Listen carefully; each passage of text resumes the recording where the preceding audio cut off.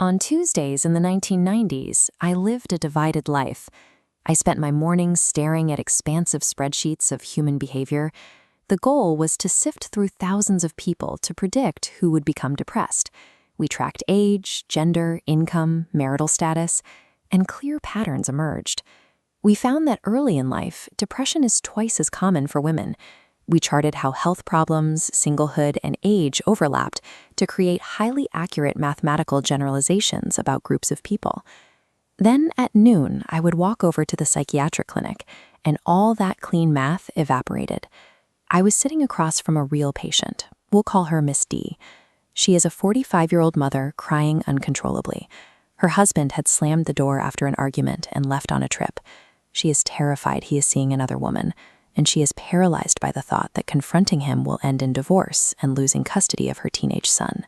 I had access to the exact same demographic data points on Miss D that I used in my morning statistical models, but knowing her age and income bracket did absolutely nothing to explain the specific knot of betrayal and fear she was experiencing in that chair.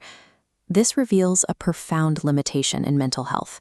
We excel at calculating illness probabilities across a population of 10,000 people, but we are often unequipped to explain why one specific person is breaking down on a Tuesday afternoon. In its rush to be taken seriously as a rigorous, objective science, modern psychiatry aggressively purged the messy, complicated narratives of individual lives. In their place came standardized checklists. Clinicians count up symptoms on a piece of paper, slot the patient into a recognized diagnostic category, and assign whatever medication corresponds to that bucket. It is easy to see why the checklist system won out. It is fast, and it successfully shields doctors from the heavy emotional toll of deeply understanding another human being's pain. Yet this efficiency leaves us with a cold model of the mind. Without a reliable method for evaluating the unique personal events that trigger a breakdown, we are ignoring the root causes of suffering. The path out of this trap actually lies over a century in the past. In 1894, before a packed hall at the University of Strasbourg, the philosopher Wilhelm Windelband divided scientific explanation into two distinct branches. The first branch he called nomothetic science.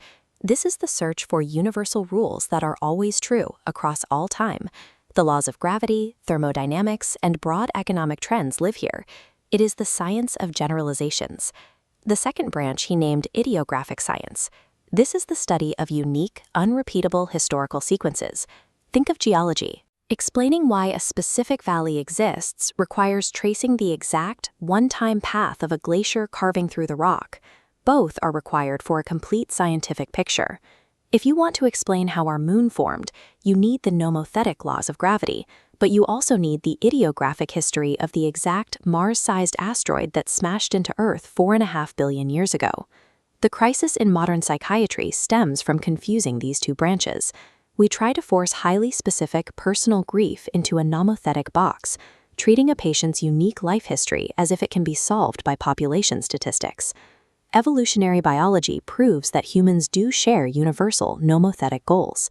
Every one of us is wired to seek food, safety, social status, and a mate, but the way we pursue those goals is intensely idiographic. We each allocate our limited time and energy into different strategies, building unique motivational architectures for our lives. This chart shows a standard, balanced human life. The arrows represent effort flowing evenly between social connections, occupation, income, children, and personal abilities. But look at what happens for a workaholic. The structure shifts. Here, almost all time and energy funnel directly into occupation and income, effectively starving the other areas of life. For someone whose existence revolves around our kids, there is an outsized central flow toward family. For someone seeking status and romance, the arrows pivot toward social and love networks. Because our architectures are wired so differently, trying to measure a generic concept of stress is impossible. A crisis is not an abstract score.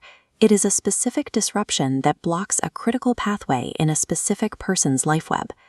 The challenge is practical. How can a busy doctor track both the universal science and the individual story without spending dozens of hours conducting open-ended interviews? Physical medicine already solved this. If you arrive with fatigue, a doctor runs a standard review of systems, checking the heart, lungs, and digestion to locate the hidden cause. Emotional pain requires the exact same logic, a review of social systems. This diagnostic checklist targets the 6 core resources every human requires: social connections, occupation, children, income, abilities, and love. By identifying what is failing in each domain, we stop guessing at generic stress levels and locate the exact structural traps people are caught in. Take a young couple who came into the clinic. They were working alternate 12-hour shifts at the same minimum wage grocery store just to afford childcare. They never saw each other, and their debts grew every month. Applying only a biological treatment to a situational trap ignores half the evidence. A drug might dampen the symptoms, but it cannot resolve a stalemate in someone's external life. Scientific rigor in psychiatry requires accounting for both the general laws and the specific life history. Healing begins when we stop treating the unique, messy individual as an outlier and recognize their story as essential evidence.